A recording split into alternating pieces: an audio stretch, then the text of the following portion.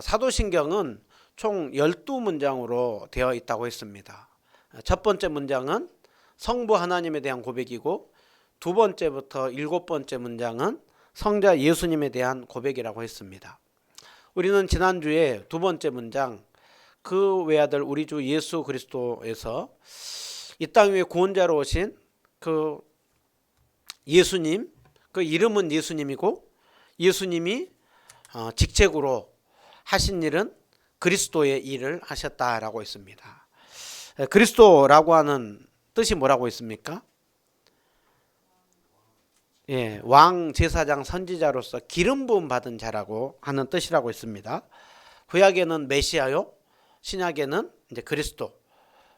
뜻은 기름 부음 받은 자. 왕, 제사장, 선지자들이 기름 부음 받은 자로서 하나님 앞에 특별히 선택받은 자고, 하나님의 일을 위하여 선택받은 자라고 한 것이죠. 그런데 구약의 인간 왕, 제사장, 선지자가 그 역할을 어떤 부분에서는 잘했지만 실패했다고 한다면, 우리의 예수님은 진정한 성령의 기름 부음 받음으로 왕, 제사장, 선지자로서의 그 역할을 잘 감당했다라고 했습니다. 오늘은 이 땅에 오신 그 예수님의 신분에 대해서 우리는 그 예수님을 어떤 신분으로 믿는다라고 하고 있습니까? 그 외아들로, 그리고 우리 주님으로 믿는다. 이것이 바로 예수님의 신분입니다. 그 외아들로 믿는다라는 것을 먼저 보면은요, 그 외아들이라고 하는 것은 하나님의 유일하신 아들로 믿는다라는 고백입니다. 그러니까 예수님을 어떤 분으로 믿는다고요?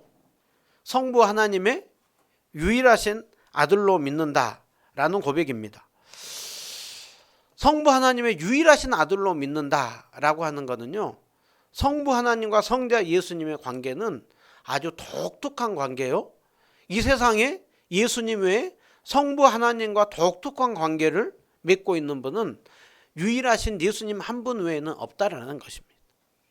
예수님의 신분에 관해서, 또 예수님이 존재하는 것에 관해서 예수님과 같은 분 없다라는 것을 이렇게 말씀하고 있는 것이죠.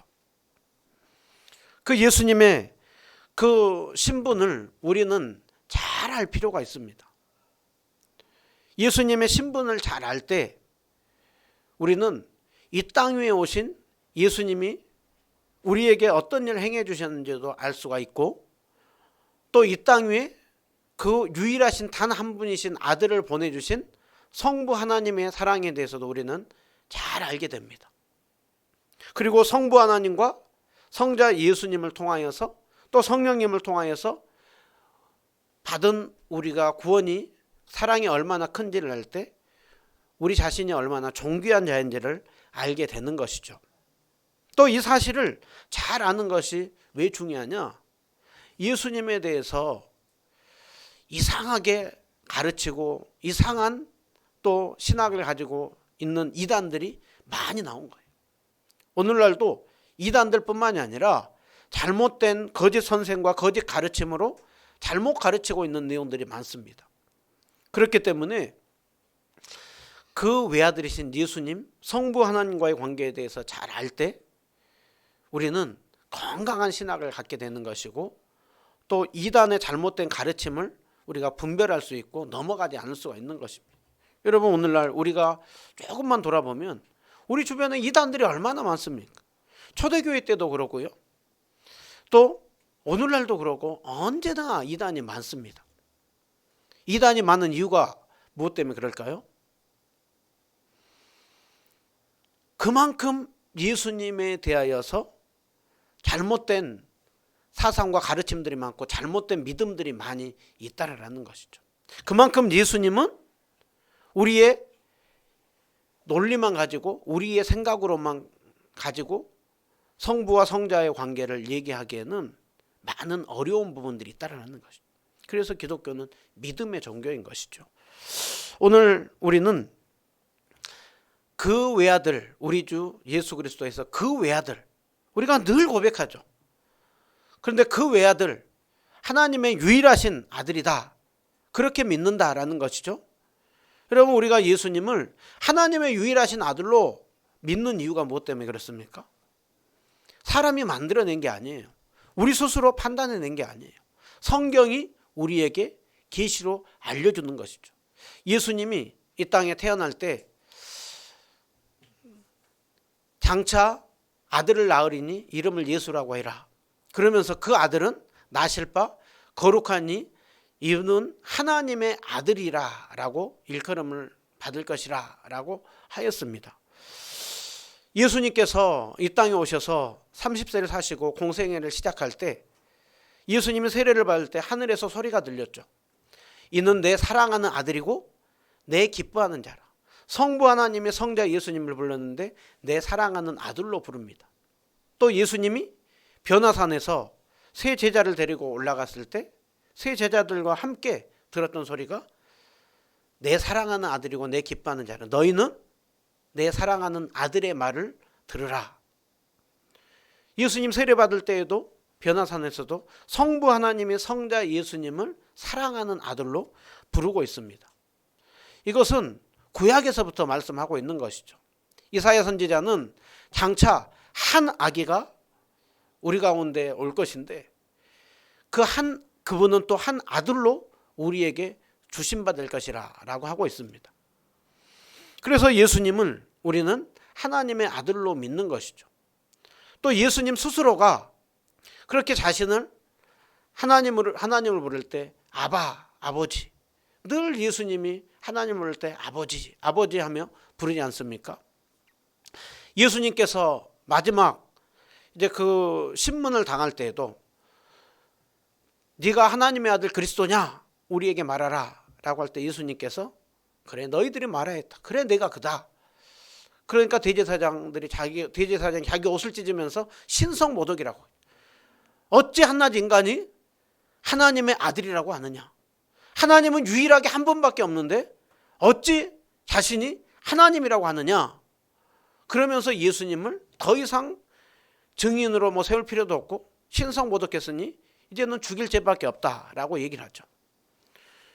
여러분 오늘 또 많은 사람들이 예수님을 하나님의 아들로 믿지 않습니다. 그런데 성경은 분명히 예수님은 하나님의 아들이시오 사랑하는 아들이요 우리도 예수님을 하나님의 유일하신 아들로 믿는다. 그래서 고백을 하고 있는 것이죠. 그런데 그것을 믿지 못하는 잘못된 오해들이 많이 있습니다. 오해들에 대해서 한 3가지 정도만 우리가 생각을 해보면요.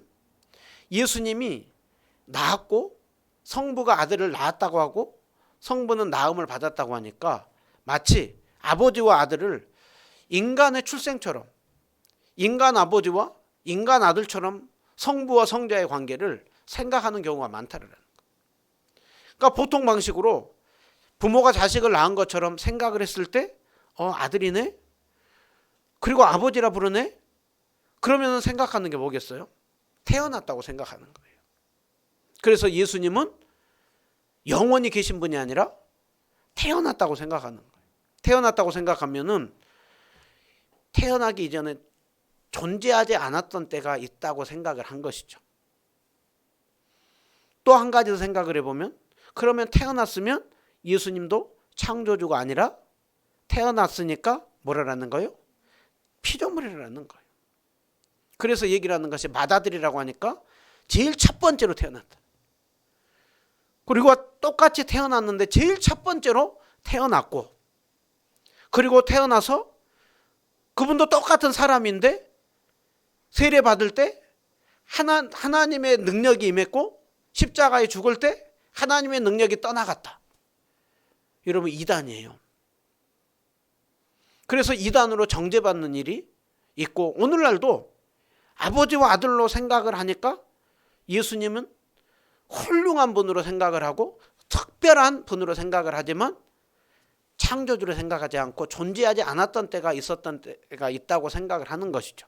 그래서 오늘날도 많은 사람들이 세계의 4대 성인 중에 한 명으로 누구를 인정합니까?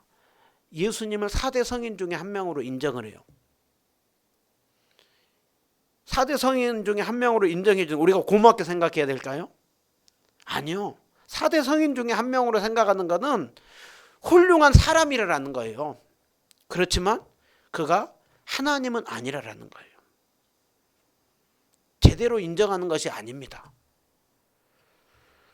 오늘 아버지와 아들의 관계로 생각을 하니까 또 어떤 오해를 합니까? 이제 그 성부, 성자, 성령의 위계 질서가 있는 것처럼 생각을 하죠. 아버지고 아들이니까 성부는 높고 성자는 좀 낮고 성령님은요 제일 낮고. 아닙니다. 성부, 성자, 성령 하나님은 동일한 권세와 능력과 영광을 가지고 계신 분이십니다. 그런데 우리 중에 은연중에 아버지와 아들로 생각을 하니까 이 뭔가 차이가 있는 것처럼 생각을 하는 거, 이거 잘못된 오해라는 거예요. 또 한 가지 더, 예수님도 우리도 하나님을 아버지로 부르고 예수님도 아버지로 부르니까 예수님이 마치 큰형, 맏형이고 우리들은 뭔가 이렇게 좀 동생인 것처럼, 그래서 뭔가 좀 큰 차이가 별로 없는 것처럼 그렇게 예수님을 쉽게 함부로 생각하는 경우들이 많다는 거예요. 그러다 보니까 성부 하나님도 쉽게 생각하는 경우들이 많이 있다라는 거죠. 하나님을 경외하는 일들이 너무 떨어지는 경우들이 많이 있다라는 거예요. 이외에도 예수님이 유일하게 단 한 번 독생자 아들이라고 하니까 그냥 외동 아들로, 그냥 딱 그 독자 한 명으로 생각할 때가 많아요. 아이고, 성부도가 봤을 때 어떻게 아들이 딱 한 명밖에 없냐. 그리고 또 아들로 낳았으면 그러면은 어머니 하나님도 있겠네? 이상한 얘기들 하는 잘못된 신학들이 많은 거예요. 우리가 그 외아들로 믿는다라고 할 때 이런 잘못된 가르침들과 오해들이 있다라는 것을 우리는 생각하면 이것들은 다 잘못된 가르침들이고 이단으로 정죄받은 것들이고 또 모든 잘못된 우리가 신학을 가지고 있는 것들입니다. 그러면 예수님이 하나님의 유일하신 아들이다라고 하는 그 참뜻은 뭐냐? 첫 번째로는 어떤 데 있어가지고 독특하고 유일한 독생자냐? 예수님은 태어난 아들이 아니라 영원전부터 영원 후까지 영원한 아들이라는, 성부와 성자의 관계는 인간 출생처럼 출생된 것이 아니라 영원전부터 영원 후까지 성부는 성부고 성자는 성자로 영원한 성부와 성자의 아버지와 아들의 관계로 존재한다라는, 삼위일체 중에 그 1위가 그냥 이름이 성부인 거예요. 2위가 그냥 성자인 거예요. 그래서 아버지고 아들이라고 하는 마치 이름인 거예요. 함께 그 관계 속에서 아버지와 아들로 그렇게 영원히 존재하는 것입니다. 그렇기 때문에 성부 하나님이 나는 처음과 나중이라고 하는 것처럼 성자 예수님도 나도 처음과 나중이요 알파와 오메가라 라고 했죠. 요한복음 1장 1절은 우리에게 말씀합니다.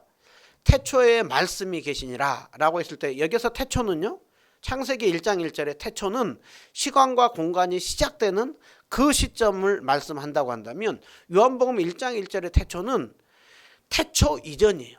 이 세상이 만들어지기 이전부터, 영원 전부터 말씀이신 예수님이 계시는데 그분이 영원 전부터 누구와 함께 있다고요? 성부 하나님과 함께 계셨다. 또 2절도 말씀하죠. 그 예수님이 태초 이전부터 성부 하나님과 함께 계셨다라고 하고 있죠. 그렇기 때문에 예수님은 아들로 있지만 이 세상이 창조되기 전에 창조된 것이 아니라 영원한 아들로 존재하신 분이신 것입니다. 오히려 예수님은 성부 하나님이 이 세상을 창조할 때 예수님도 함께 이 세상을 창조했다. 그래서 말씀하죠. 요한복음 1장 3절은 모든 만물이 예수님으로 말미암아 지은 바 되었으니 예수님 없이는 지어진 것이 없다라고 하죠. 성부 하나님이 이 세상을 창조할 때 성자 예수님도 함께 창조하시고 성령 하나님도 함께 창조하는 성삼위 하나님이 함께 이 세상을 창조하고 이 세상을 다스려 가시고 이 세상을 심판하시는 분이라는 것이죠. 그래서 예수님은 단순히 위계 질서가 있는 창조가 되는 아들이 아니라 영원한 아들입니다. 또 우리가 두 번째로 봐야 되는 것은 예수님은 아버지와 아들의 관계이지만 성부 하나님과 어떤 하나님이라고요? 동일한 하나님이라고. 성부도 하나님으로 믿고 성자도 하나님으로 믿고 성령님도 하나님으로 믿고 나는 예수님을 하나님의 유일하신 아들로 믿는다라고 하는 건 나는 예수님도 하나님으로 믿는다라는 고백입니다. 그러기에 그의 유일하신 아들로 믿는다라고 하는 것은 나는 삼위일체 하나님을 믿는다라고 하는 고백과 동일합니다. 이단들은 어떻게 한다고요? 하나님으로 믿지는 않는다고요. 첫째 창조물이고 만물보다 뭔가 굉장히 뛰어나게 만들었고 뭔가 탁월할지는 모르지만 하나님은 아니라는 거예요. 성부 하나님이 창조한 존재이지 창조주는 아니라는 거예요. 그런데 성경은 우리에게 분명히 말씀합니다. 예수님도 성부 하나님과 권세와 능력과 영광에 있어서 동일한 하나님인 것이죠. 그러면 초대교회 성도들이 이것을 믿고 성경은 끊임없이 이것을 고백하죠. 베드로가 우리 고백하는 내용, 주는 그리스도시고 살아계신 하나님의 아들입니다 라고 할 때 하나님의 아들이라고 하면 당신은 하나님이십니다 라는 고백이죠. 바울이 그 예수님을 고백하기를 예수님은 근본 하나님의 본체시다. 성부 하나님과 권세와 능력과 영광이 동일한 분이시요. 도마는 부활한 주님이 그렇게 나타났다고 해도 도마는 처음에는 의심했죠. 내가 직접 만나보고 만져보고 경험해봐야 내가 그분을 부활하신 주님으로 믿겠다고 했죠. 근데 도마가 부활하신 주님을 만나고 나서 고백한 것이 뭡니까? 당신은 나의 주님이시고 나의 하나님이십니다. 예수님은 나의 하나님이십니다. 성부 하나님과 동일한 하나님이십니다. 이것이 초대교회 성도들이 믿었던 것입니다. 그렇기 때문에 사도신경에 나는 그 외아들 하나님의 유일하신 아들로 믿는다 라고 하는 것은 이것이 참된 그리스도인이 아니냐? 거기에 있어서 분기점입니다. 초대교회 성도들이 이 사도신경에서 당신은 그 예수님을 하나님의 유일하신 아들로 믿습니까? 그것을 예 믿습니다라고 할 때 그러면 당신은 우리와 같은 그리스도인입니다. 그런데 당신은 그 하나님을 예수님을 하나님의 유일하신 아들로 믿지 않는다고 한다면 우리는 당신을 그리스도인으로 받을 수 없습니다. 성도로 받을 수 없습니다. 여러분 이것이 사도신경 안에 중요하게 들어가 있는 것이죠. 오늘날 너무나 많은 사람들이 이 고백을 확인하지 않습니다. 교회 안에서 이것들에 대해서 잘 가르치지 않습니다. 그리고 그냥 그리스도인으로 받는 것이죠. 초대교회는 분명히 이 고백을 확인을 했습니다. 알고 고백한 것입니다. 여러분 모르고 고백하는 것은 거짓 고백인 것이죠. 그리고 이것이 잘 믿어지지 않으면 초대교회 성도들은 기다려줬죠. 그리고 함께 기도해줬죠. 그런데도 계속해서 그것을 부인하고 받지 않았을 때 이단으로 정죄하였고 그들은 교회의 성도로 받지 않았습니다. 여러분 이 고백을 하고 있다. 이게 은혜예요. 아무나 이 고백할 수 없습니다. 또 우리가 아는 것은 그의 하나님의 유일하신 아들이 사람이 되어 이 땅에 오셨음을 믿죠. 누구로요? 예수 구원자로. 그래서 그분이 하신 일이 뭐로요? 그리스도 왕 제사장 선지자로서 일을 하셨습니다. 그분이 중보자가 되어 그 일을 하심으로 이제 내가 구원받았습니다. 그 예수님으로 나는 믿습니다. 라고 하는 것이 이 두 번째 문장 안에 들어가 있는 것입니다. 여러분 이 고백을 우리는 늘 예배 시간마다 어마어마한 고백을 하고 있는 거예요. 그런데 오늘날 많은 사람들이 이것을 못 믿어요. 이것을 못 믿어가지고 여기 이렇게 앞에 보면 종교회의가 크게 초대교회 때 두 번 있었습니다. 325년에 지금의 이렇게 터키 지역에 니케아라는 곳에 있었었고 381년에 콘스탄티노플이라고 하는 곳에서 종교회의가 있었습니다. 로마 그 황제가 계속해서 도대체 예수님이 누구냐? 신이냐? 아니면 인간이냐? 성부 하나님과에서 아버지와 아들이라고 하는데 그분이 하나님이냐 아니면 사람이냐?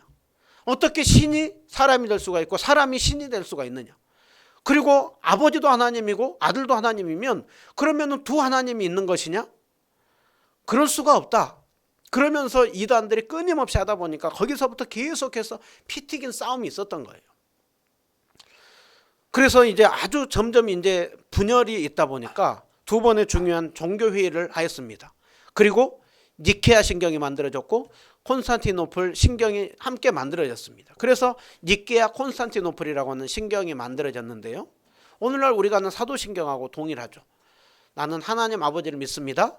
그리고 하나님의 아들이신 독생자 예수 그리스도를 믿습니다. 독생자 예수 그리스도를 누구로요? 하나님의 아들로 믿습니다. 그리고 니케아 콘스탄티노플 신경에는 하나님의 아들이신 예수님을 믿는다라고 하는 그 의미에 대하여서 잘 담아 놓았습니다. 그분은 성부에게서 영원전에 나셨지만 그분은 빛에서 나오신 빛이시며 참 하나님에게서 나오신 참 하나님이시며 그분은 출생하셨지만 창조되지 않으셨고 그분은 아들 하나님이시지만 성부와 동일한 하나님이시고 또 그분은 창조된 존재가 아니라 성부 하나님과 함께 동일하게 창조한 분이십니다. 여러분, 이 니케아 콘스탄티노플 신경을 만들었고요.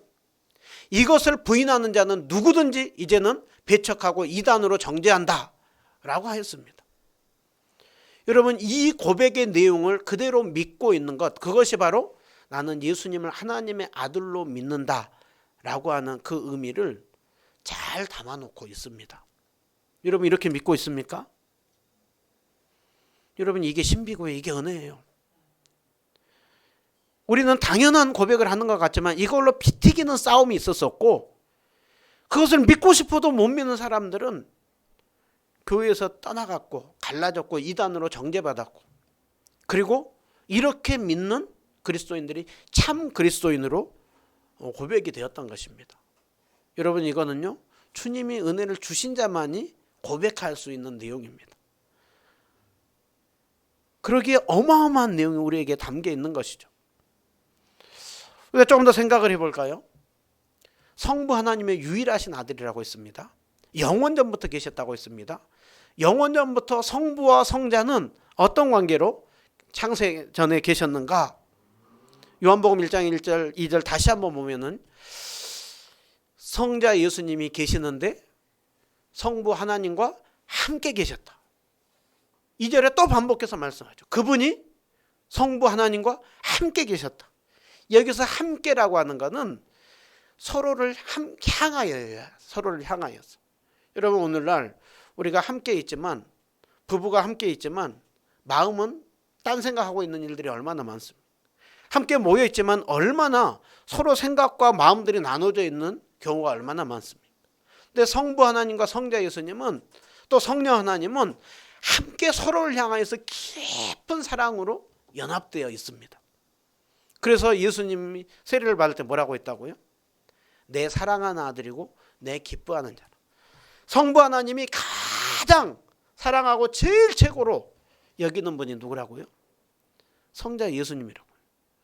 여러분, 우리도 유일하게 단 한 명의 자녀가 있을 때 가장 최고로 여기잖아요. 거기에 모든 거 다 걸잖아요. 근데 성자 예수님은 이 땅에 오시기 전에 성부 하나님과 그렇게 깊은 사랑으로 연합되어 있었습니다. 예수님께서 성부 하나님과의 관계를 또 이렇게 말씀하죠. 나와 아버지는 하나다. 성부, 성자, 성령 하나님이 깊은 사랑으로 연합되어 있어요. 성부, 성자, 성령, 성삼위 하나님이 사랑으로 깊이 연합되어 있기 때문에 한 분이시면서도 삼위로 깊이 연합되어 있기 때문에 부족함이 하나도 없는 분이에요. 그래서 예수님이 또 말씀하죠. 내가 아버지 안에, 아버지께서 내 안에 계신다라고 하죠. 예수님이 대제사장적인 기도를 합니다.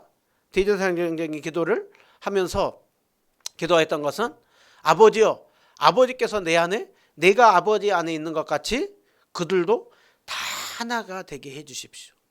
완전한 그 연합된 하나의 아름다움을 성부 성령님이 함께 누리고 계셨습니다. 그래서 성부 성자 성령 하나님은 조금도 부족함이 없어요. 서로 기쁨으로 충만해요. 성부는 성자 성령님을 높이시고 성자는 성부 성령님을 높이시고 성령님은 성부 성자를 높이는 것이죠. 그렇기 때문에 조금도 부족함이 없습니다. 그런데 예수님이 말씀이 육신이 되어 우리 가운데 오셨죠. 이 땅 가운데 하나님의 아들이, 사람이 아들이 되어서 이 땅에 오셨습니다. 그 이유가 뭐 때문에 그랬습니까?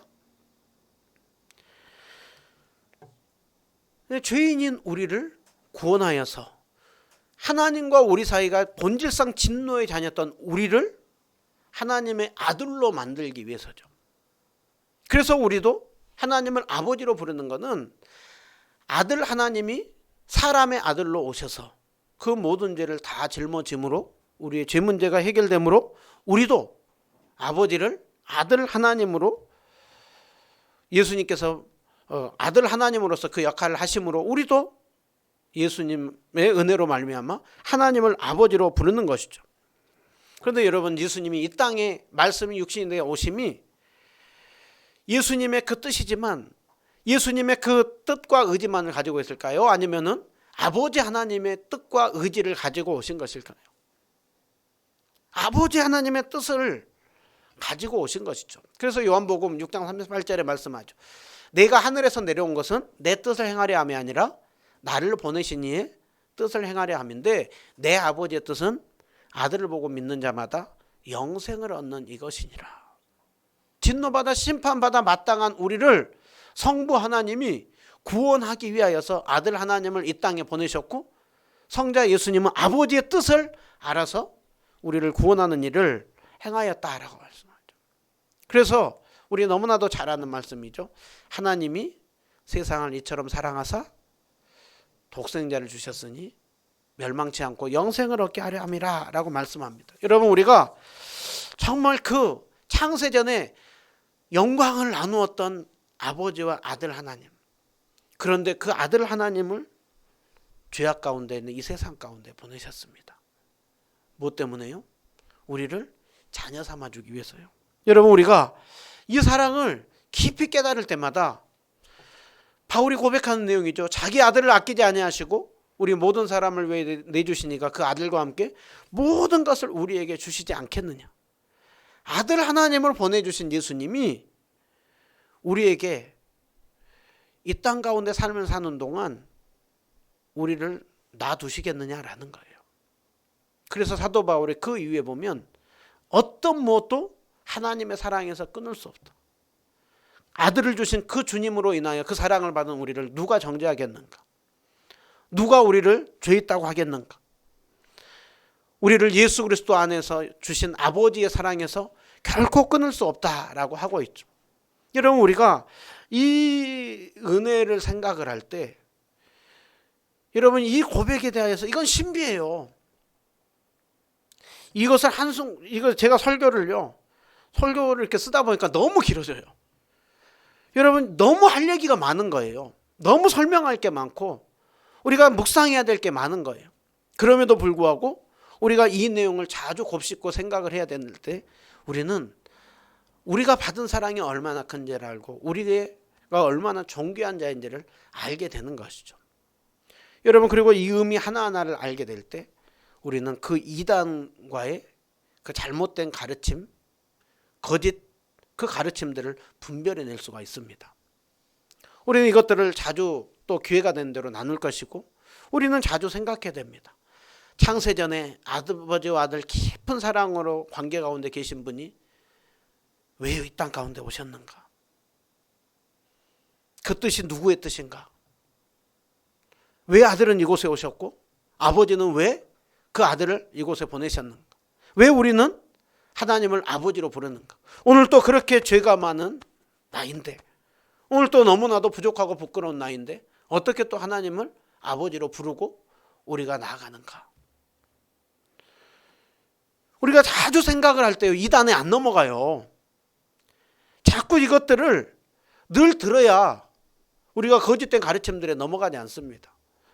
오늘날도 많은 사람들이 이단에 넘어갑니다. 그곳에서 뭔가 새로운 걸 들었다고 해요. 여러분, 새로울 게 없어요. 성경은 새로 쓰이지가 않아요. 새로운 게 뭔가 혹하고 한다. 거의 99% 이단입니다.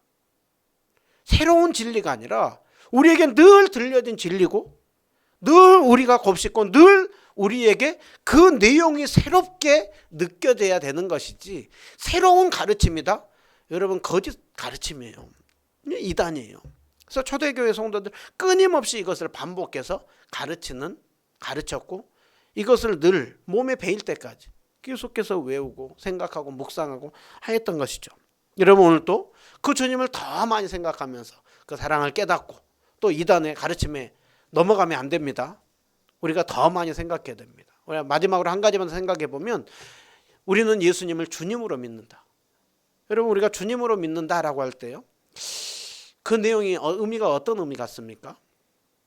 우리는 보통 예수님을 주님으로 믿는다라고 할 때 그냥 주인 정도로 생각할 때가 많죠. 그런데 우리가 그 의미를 보면 구약시대나 신약시대 그 당시에 누군가를 주라고 부를 때, 누군가를 높여 부를 때 주라고 불렀어요. 그래서 노예가 주인을 부를 때 주여라고 부르기도 했고, 남편이 또 아내가 남편을 높여 부를 때 주여라고 부르기도 했습니다. 또 누군가가 높은 분이라 생각할 때 주여라고 부르기도 했습니다. 또 어떤 신과 같은 존재들, 또 사람을 신격화하여 부를 때 주여라고 부르기도 했습니다. 로마 황제가 자신을 누구라고 부르라고 했습니까? 주여라고 부르라고 했죠. 자신을 신과 같은 존재로 생각하라고 할 때 주여라고 부르라고 했죠. 근데 초대교회 성도들은 그 로마 황제 앞에 주여라고 부를 수가 없었습니다. 왜요? 그들은 주여라고 부를 때 그 주여는 단순히 높은 분으로 부른 것이 아닙니다. 높은 분으로는 얼마든지 세상에서 높은 관직에 있으니까 높은 분으로 부를 수 있을지 모르지만 주여라고 부를 수는 없는 거예요. 왜요? 그들이 주여라고 부를 때는 먼저는 단순한 그냥 높은 존재가 아니라 하나님과 같은 분으로, 구약의 예수님을 부를 때에는 하나님으로 부를 때 주여라고 불렀기 때문입니다. 그래서 우리가 예수님을 주님으로 부른다라고 할 때는 먼저는 예수님도 하나님입니다라고 하는 고백입니다. 구약의 이스라엘 백성들이 하나님의 이름을 함부로 부를 수 없었죠. 그래서 여호와 야훼 함부로 부를 수 없었습니다. 그래서 그들이 함부로 하나님의 이름을 부를 수 없어서 대용으로 썼던 것이 아도나이, 주여라고 불렀어요. 여러분, 우리가 오늘날도 어른의 이름을 함부로 부르지 않잖아요. 그런데 하나님을 어찌 그 높으신 하나님을 함부로 부를 수가 있는가? 그래서 하나님을 부르지 않았고 주여라고 바꿔서 불렀습니다. 그래서 주여라고 부르는 것은 당신은 하나님입니다. 당신은 창조주요, 당신은 섭리주요, 당신은 심판주입니다 라고 하는 의미로 주여라고 불렀습니다. 이것을 그대로 가져와서 초대교회 성도들이 예수님을 주여라고 부르는 것은 예수님 당신은 구약의 하나님과 동일한 하나님이십니다. 그래서 당신은 창조주요, 당신은 세상을 다스리신 분이시며, 당신은 구원자이시며, 당신은 이 세상을 심판할 분이십니다 라고 하는 의미로 불렀습니다. 여러분, 우리가 예수님을 주님이라고 부를 때마다 하나님이신 예수님이 이 땅 가운데 오셨고 구원하여 주셨고 심판할 분이십니다 라고 하는 고백으로 믿습니다. 여러분, 그 하나님이 이 땅 가운데 오셔서 그 핏값을 사고 우리를 구원하여 주셨다고 한다면, 이제 두 번째 주여라고 부를 때 이제 우리는 예수님을 어떤 분으로 모셔야 되는 것입니까? 진정한 우리 인생의 주인으로 모셔야 하는 것이죠. 그래서 고린도전서 6장 19절 20절 말씀하죠. 이제는 너희는 하나님께로부터 받은 바 너희 몸은 이제 성령의 전인 줄 알지 못하느냐. 예수님의 핏값으로 너희가 구원받았으니 너희는 너희 자신의 것이 아니라 이제 너희 몸은 주님의 것이요 너희 몸으로 하나님께 영광을 돌리라 라고 하고 있습니다. 그래서 우리가 예수님을 우리 주님으로 믿는다라고 할 때마다 우리는 확인해야 됩니다. 진짜 주인이 바뀌었는가? 나의 시간도, 물질도, 나의 생명도, 가정도, 그 모든 것들이 정말 그 주인으로 바뀌었는가? 그러니까 사도 바울이 자신을 늘 소개할 때마다 어떻게 소개합니까? 그리스도의 사도요, 그리스도의 종된 바울이라 라고 얘기를 하죠. 자기가 종이라는 거예요. 여러분, 우리가 이 말씀을 보면서 정말 예수 그리스도가 나의 주님이신가? 나의 하나님으로 믿는가? 그분 앞에 구원받았으므로 이제 내가 그 예수님을 인생의 주인으로 믿는가? 오늘날 우리가 그렇게 많은 싸움이 있는 이유가 뭡니까? 교회에서 왜 그렇게 많은 싸움들이 있습니까? 예수님을 주인으로 모시는 것이 아니라 사람이 주인이 되어 있어요. 사람이 뭔가 좌지우지하려고 해요. 여러분, 우리가 이 말씀을 분명히 다시 한번 예수님을 주님으로 고백할 때마다 교회의 머리이신 예수님 앞에 우리가 무릎 꿇는가? 종들이 뭐 그렇게 말이 많아요? 종들이 뭐 그렇게 생각이 있어요? 종들은 그냥 주인이 말씀하면 말씀한 대로 순종하는 것이죠. 또 주인의 뜻에 따라서 그 모든 것들을 사용하는 것이죠. 그래서 성경은 우리에게 청지기 의식을 가지라고 하지 않습니까? 청지기는 주인이 아니라 주인의 것을 맡은 자입니다. 오늘 우리가 이 말씀을 보면서 정말 그 예수님이 하나님의 아들로 사람이 되어 오셨고 그 예수님이 우리를 핏값을 주고 사셨고 이제 나의 주인이 되었습니다. 이 고백이 사도신경 안에 들어가 있는 그 고백입니다.